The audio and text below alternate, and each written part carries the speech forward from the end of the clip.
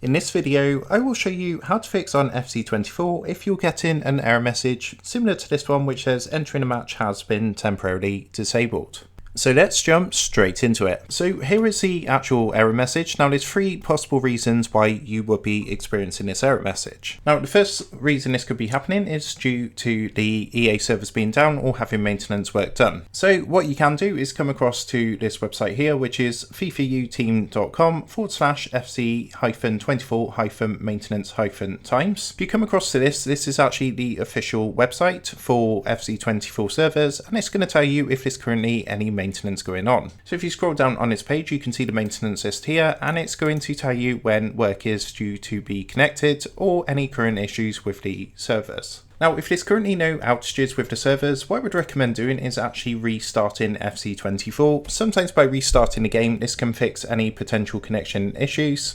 And the third and final thing to check is your internet connection. So to do that, come down to the bottom right hand corner and just go ahead and make sure you have a secure, stable connection to your internet. As sometimes you can get this again due to a connection error, not with EA, but with your actual internet service provider. Of course, if there's any outages with your internet service provider, you will need to wait until any work or maintenance has been completed.